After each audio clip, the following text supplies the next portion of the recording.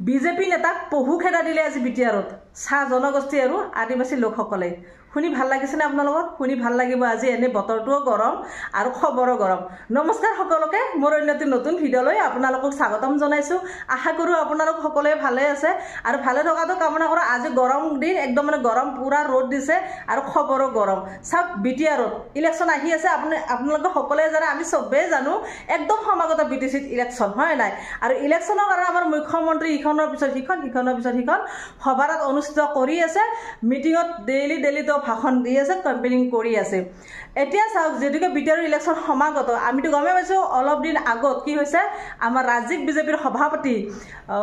দিলীপ শইকীয়াক তাত প্ৰৱেশ নিষেধ কৰি দিলে কোনোবা এটা অঞ্চলত বড়োসকলে নিষেধ কৰে কাৰণ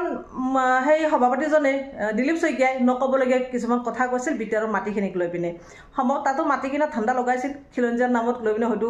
তেওঁলোকে লৈ কাৰোবাক দিলেহেঁতেন সেনেকুৱা কিন্তু বড়ো হ'লেও তেওঁলোক একদম মানে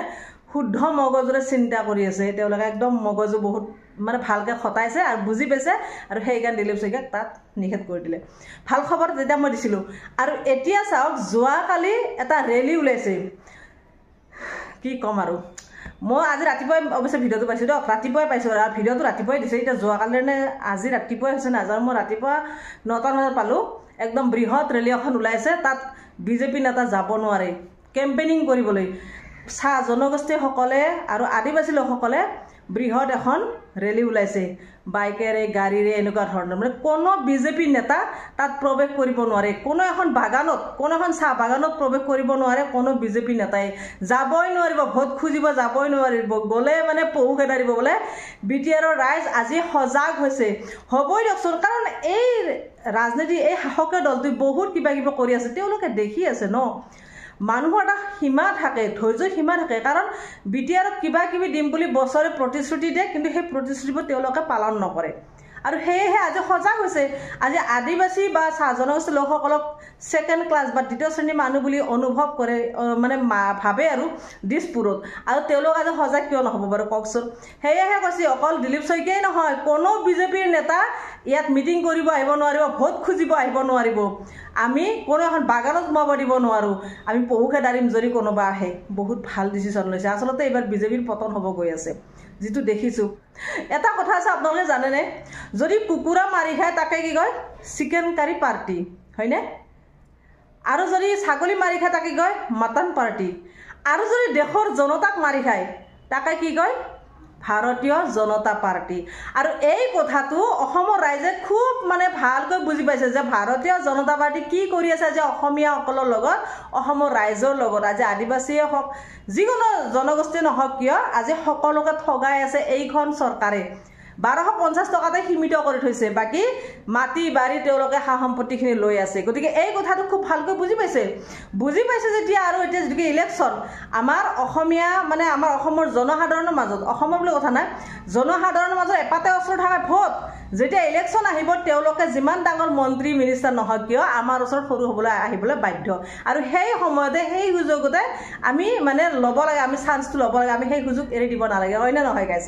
এতিয়া চাওক যদিকে ইলেকশ্যন আহিছে বিটিআৰ ভাল এটা সিদ্ধান্ত লৈছে কাৰণ তেওঁলোকক ঠগাই আছে এইখন চৰকাৰে কিবা কিবি দিম বুলি হয়তো দিয়া নাই সেইকাৰণে আজি ক্ষোভিত হৈছে হৈ পিনে তেওঁলোকে নিজে ৰেলী ওলাইছে কোনো এজন মন্ত্ৰী বিজেপিৰ মন্ত্ৰী নেতাসকলে কোনো তাত মিটিং কৰিব যাব নোৱাৰিব ভোট খুজিব যাব নোৱাৰিব হয়নে নহয় গতিকে এটা ভাল ডিচিশ্যন লৈছে গতিকে আজি বিজেপি নেতাসকলে অলপ টেনশ্যনত পৰিছে আৰু পৰিবই দিয়কচোন ইমান ডাঙৰ এটা ডিচিশ্যন ল'লে বিটিআৰৰ কাৰণ বহুত ভোট আছে তাতে আমাৰতো মন্ত্ৰীসকলে কৈ থাকে আমি জিকিমেই যিমানে যি নকৰক আমি জিকিমেই এতিয়া জিকে বা কেনেকৈ তেওঁলোকে হয়তো ভোট চুৰ কৰিব লাগিব গমে পাইছোঁ যোৱাকালি এখন গৌৰৱ গগৈৰ মিটিং চালোঁ আৰু মিটিঙত গৌৰৱ গগৈ কৈছে যে অসমত আটাইতকৈ ডাঙৰ চুৰ আছে যদি বিজেপিৰ অসমৰ আটাইতকৈ ডাঙৰ চুৰ আছে যদি বিজেপিৰ মন্ত্ৰী ডাঙৰ চুৰ গৰু চুৰ আৰু তেওঁ আছে ক'ত জানেনে নলবাৰীত তেওঁক নলবাৰীতহে পোৱা যায় নলবাৰীত আছে গৰু চুৰ এনেকুৱা ধৰণৰ কথা আছে গৰু চুৰটো কৰিলে আৰু এতিয়া ওলাইছে ৰাহুল গান্ধীয়ে উল্লেখ কৰিছে ৰাহুল গান্ধীয়ে ওলাই দিছে যে ভোট চুৰ চাওকচোন এইখন চৰকাৰ কি নাই গৰু চুৰ আছে ভোট চুৰ আছে এনেকুৱা কথা এতিয়া বৰ্তমান নিউজে পত্ৰ বাজি আছে কথাবিলাক আমি শুনি আছোঁ দেখি আছোঁ আৰু এজন নেতা হয় মন্ত্ৰী হয় ইমান ডাঙৰ মন্ত্ৰী তেওঁনো বাৰ গৰু চুৰ কৰিব লাগেনে এতিয়া বিজেপিৰ মানুহখিনি কয় গৰু চুৰ কৰা প্ৰমাণ ক'ত প্ৰমাণ সেই সময়তে ওলাই গৈছিল তেওঁ কৈছিল নহয় 60-70টা গীৰ গাই আছে তেনেহ'লে 90টা গীৰ গাই ক'ত গৈছিল কোনে কোনে কিনিলে লিষ্টখন ওলাইছিলে প্ৰমাণ সেইবিলাকে আৰু এতিয়া বাৰু মই এইবিলাকৰ মাজত নাযাওঁ যি কি নহওক এতিয়া BTR ইলেকশ্যন সমাগত আৰু BTR ৰাইজ সজাগ হৈছে যেনেকৈ BTR ৰাইজ সজাগ হৈছে BTCত ট্ৰাইবেলখিনি সজাগ হৈছে ট্ৰাইবেল মানুহখিনি বহুত সহজ সৰল মই আগতে কৈছোঁ আজিও কওঁ মই বিৰাটেই ভাল পাওঁ তেওঁলোকে একদম চাদা চিধা তেওঁলোকে তেৰা বেৰা ভাল নাপায় তেওঁলোকৰ লগত যদি কোনোবাই ঠগাব চিন্তা কৰে বা চেষ্টা কৰে সেই মানুহক তেওঁলোকে ইগন'ৰ কৰে ভাল নাপায় গতিকে তেওঁলোকে যেনেকৈ আছে তেনেকৈ থাকিব বিচাৰিব তেওঁলোকক কোনো এই মন্ত্ৰী MLA প্ৰয়োজন নাই বুলি ভাবে আজি এইখন চৰকাৰৰ মন্ত্ৰী MLA যিয়ে ঠগবাজি কৰে যিয়ে মিছলীয়া যি মিছা কথাৰে প্ৰতিশ্ৰুতি দিয়ে সেনেকুৱা চৰকাৰ তেওঁলোকক নালাগে বুলি তেওঁলোকে ভাবিলে সেয়ে আজি তেওঁলোকে খেদিবলৈ বাধ্য হৈছে এনেকুৱা চৰকাৰ এখনক এনেকুৱা দিন হয়তো আৰু আমাৰ ইয়াতো আহি আছে